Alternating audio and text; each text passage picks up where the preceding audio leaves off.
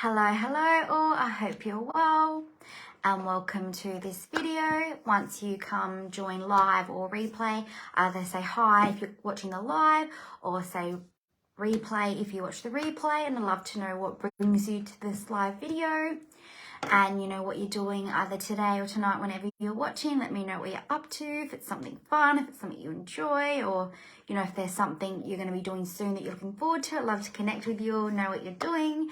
Because, life's too short, right? We deserve to do things that we enjoy. So I'd love to know what you're doing, what you're looking forward to. And for those of you that are new here, my name is Zoe Jean and I am an anxiety coach and an NLP practitioner. And I help women to heal their anxiety from all over the world using the Rewrite Your Anxiety method. So I help women to master their mindset, build a deep connection with their body, regulate the nervous system, and build sustainable habits using the Rewrite Your Anxiety method, which focuses on mindset, rewinding the programs in your subconscious mind, body connection, building a deep connection with your body, and being able to pick up on the signs, the signals, and stress, anxiety, etc. in its early stages so you can process it, move past it before it gets worse and becomes panic attacks and severe anxiety. And also, when you learn how to build a deep connection with yourself, you're more likely to be able to connect with other people. And then there's also nervous system regulation as well, right? So regulating your nervous system, and from there, widening your window of tolerance. Because when we spend excess amounts of time in survival mode, in a dysregulated nervous system, it makes our window of tolerance smaller. So we want to regulate your window of tolerance, your nervous system, get you into the window of tolerance, and then widen it so you have a wider window of tolerance. And then also building sustainable habits, right? Positive, sustainable habits.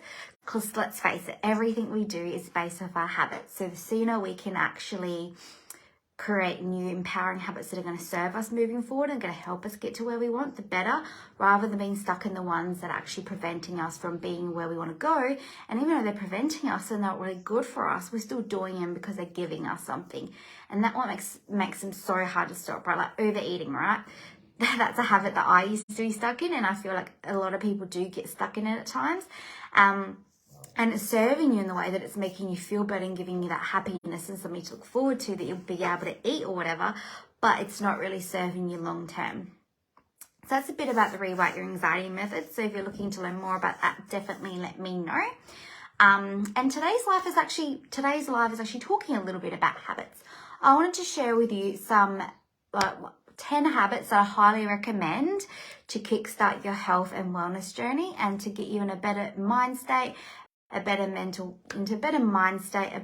health space, and to just reduce that anxiety and be overall healthy and well, and keep you active and keep you on the right track, right? Because obviously if we're eating badly, if we're not exercising, if we're not getting enough sleep, if we're not doing certain things, that also makes our anxiety and our stress, etc. worse. So it's so important to start to develop those positive habits, and to start off, just be conscious, just consciously do your best to change it.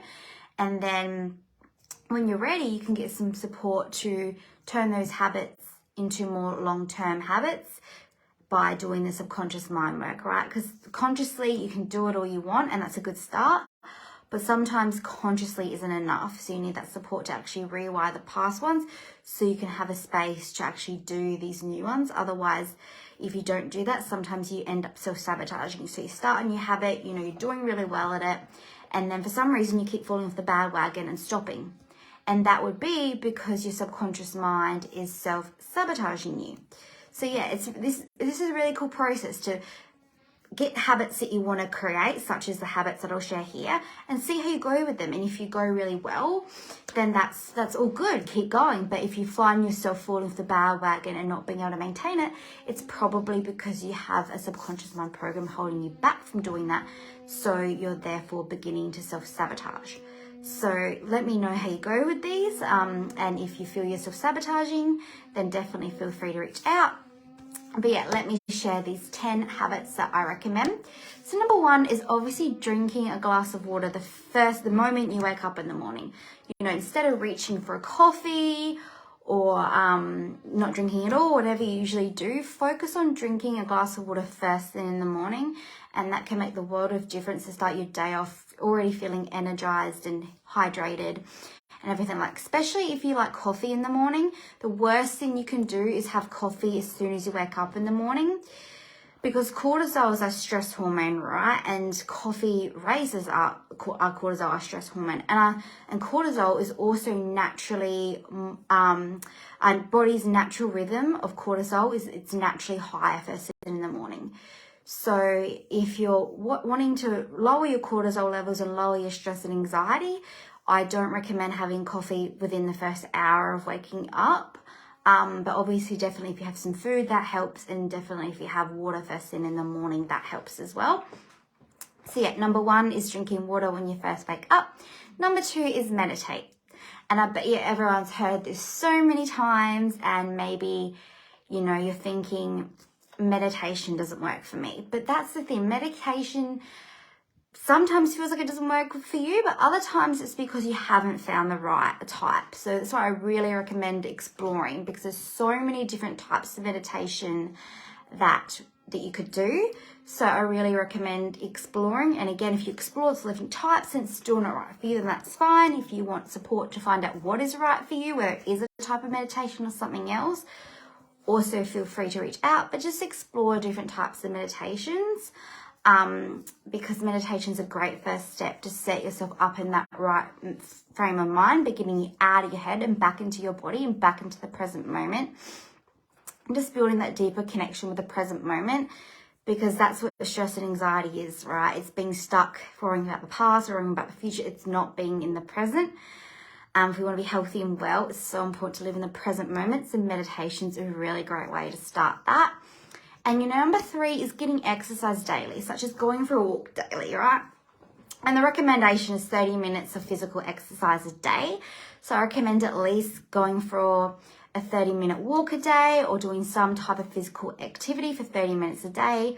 I actually find walking really beneficial though for our overall mental health, and for anxiety and for stress, especially if you do mindful walks, right? So as you're walking, notice each foot that you take. Notice each foot, the step that you take. Notice each foot land on the ground. Noticing your arms relax by your side. Noticing what you can see. Noticing what you can hear. Noticing what you can smell. Walking be so beneficial to get us moving, but to also get us connected in the present moment and back in our body, and to get us to use our senses. So never underestimate the power of walking. And then number 4 is to have greens daily, right? Obviously, everyone knows how important fruits and vegetables are, but especially green vegetables. Really get in as much green vegetables as you can, you know, spinach, you know, peas, broccoli, just as much green veggies as you can. And I don't know if anyone on here does this, but you can also get like green shakes as well, and you can have that daily. Like certain stores and stuff sell a greens powder that you can purchase that helps as well, but you don't want to just rely on that. And you know, if you struggle to eat greens, put your greens in a smoothie, or drink that greens powder that's always usually flavored in some way that makes it a bit tastier. And also, if you struggle to drink water, then buying greens powder can also benefit you to get more water in, and to also get more greens in as well. So that's also really, really important. I'd love for anyone to comment below that struggles getting their greens in, because personally, like, I don't know, I feel like maybe as a kid as well, we're way more fussy. Like, there's so many fruits and vegetables and certain foods that I never liked as a kid, and I pretty much like all of them now. So yeah, let me know if it's something that you struggle with, because there's also ways that we can make it more easier for you. But yeah, I feel like as we get older, we tolerate and find things more tasty than we do as a kid. And you know, obviously number 5 is to eat fruits from different color groups. You know, don't just aim for like oranges and mandarins that are like the same sort of color. Aim for fruits that are from all different ranges and colors, because they all have different vitamins and minerals. And, you know, number 6 is to listen to relaxing music. And this can also go hand in hand with meditation. Like, a type of meditation is even just listening to calming music. Like, it doesn't have to be complicated. So just listen to any type of calming music. And if anyone likes some suggestions, definitely comment below music, and I'm happy to give you some suggestions. I have some really good playlists on Spotify for that as well. And I also have a type of music on Spotify that's more hypnotic, that gets your mind into the hypnotic state, which makes it more susceptible to take in things that it hears. So that's really powerful as well. And then number 7 is to read or to learn something new daily. And this is so powerful as well, right? Because whatever we spend our time doing, whatever we spend the most time of ours doing, whoever we spend our time around, that's the information that our subconscious mind's taking in. And the more that we hear that, the stronger those words and beliefs and sayings get into our body and mind. So instead of, watching the news every day and getting scarcity, hating the world, fearing the world, etc., start to actually read something daily, listen to something daily. Do something that's more uplifting and positive, whether it's YouTube videos, whether it's a podcast, whether it's reading a book. Like, just do something like that instead of TV, movie, news, especially not news, because again, it's good to stay in tune with what's going on in the world, but a lot of people, I feel, watch too much news, and it's actually programmed to condition us for fear, and condition us to do certain things. Like, I remember even listening one day, it was talking about it was saying something to do with bushfires. It's like, get a bushfire plan or whatever, or be sorry, or something like that. So it's pretty much saying, unless you get a bushfire plan or unless you do something, you're going to die, right? And that's like, I know it's done in a way to try and protect us and keep us safe, but it's also conditioning our subconscious mind for a lot of fear and uncertainty, which isn't good. And then, number 8 is spending quality time with loved ones, right? Loved ones, friends, because let's face it, we're all born with a deep sense of love for ourselves and for other people, and for wanting connection. So just do your best to start connecting with people more, whether it's friends, family, your partner or your kids. Just see if you can focus more on spending more time with them, and more intentional present time, rather than just hanging with them and watching TV or watching a movie or being on your phone. Like, spend more time and intentional time. Ask them about their day. Ask if they have anything on their mind that they want to talk about. See what things you have in common that you could talk about or do together. And that will also make the world of difference for their mental health and for yours as well. And, number 9, we just talked about this, but getting off your phone. But this time I'm talking about getting off your phone an hour before bed. Because I don't know if you guys know, but even naturopaths, a lot of people talk about this. Light affects our sleep. It affects our level of melatonin. So if you want to be able to be healthy and well, you need to get a certain amount of sleep. And if you're on your phone right before bed, or you're watching TV, or you've got heavy lights on, or your phone's really lit up, it can really affect your sleep as well. So, get off your phone an hour before bed, or for whatever reason you can't, at least dim down the light on there. And if you can at home, dim your lights at home as well, even if you just put some fairy sort of lights or something on. Just do your best to dim that light, and to do something relaxing. Maybe you feel like, how can I get off my phone an hour before bed? What would I do? That's boring. Well, find something that you enjoy that doesn't involve being on your phone. Whether that's reading, whether that's listening to a podcast, whether that's colouring in, right? Colouring in is so good for our body, mind and soul, and it's good for our inner child. So if you still love colouring, why not start colouring in again? Get an adult's colouring in book and do that before bed. Just do something that relaxes you, that makes you feel good, and this is where you can practice meditation as well, or just listen to calming music as well. And then last but not least is number 10, and number 10 is journal your thoughts.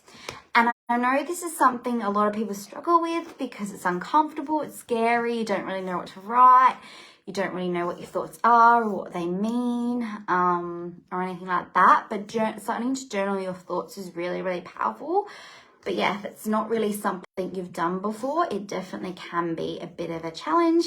So if anyone knows that it'd be powerful, because it is, and wants to learn more, then also comment below journal, and I'll be happy to chat with you about this journaling process I created. So it's a process that's created to debunk certain thoughts and emotions that have come up, and to get you to look at them differently, and to kind of unravel some limiting beliefs and things that are holding you back from your past. So yeah, and just if you want some journal prompts to journal on as well, definitely let me know. But journaling is so important. But again, I get it. If it's challenging in the beginning, that's why you don't have to do it alone. So I'm here to support you every step of the way. I never used to want to journal either, but I pretty much do it daily. Every time something comes up, I'll be journaling on it. Or I'll be doing a different practice, right? Because I'm so in tune with my body and mind now that I do whatever my body and mind needs, whether that's journaling, whether that's meditation, whether that's a walk, whether that's dancing, whether that's shaking, whether that's a different somatic release practice. But I'm doing what my body needs in that moment. And I want to invite you to be able to do the same as well. So I'll just quickly recap on what the 10 steps were, and let me know which of these habits maybe you already have formed, and which ones you want to form. I'd love to know if there's any that you struggle with and want some support with. So number 1 was drinking some water first thing in the morning. Number 2 was meditate. Number 3 was go for a walk daily. Number 4 was eat greens daily. Number 5 was eat fruit from different color groups. Number 6 was listen to relaxing music. Number 7 was to read or do something inspiring. Number 8 was spend quality time with loved ones. And number 9 was get off your phone an hour before bed. And then number 10 was to journal your thoughts. So yeah, I'd love for you to let me know in the comments which one of those you're going to start implementing. And yeah, also let me know if you do want that journaling process, or if you want to know a bit more about some relaxing sort of music that you can use. And thank you all for joining. Make sure to comment below what you're doing, what you're up to, if there's anything you're looking forward to as well. I'd love to connect with you all, and I'll talk to you soon. Bye.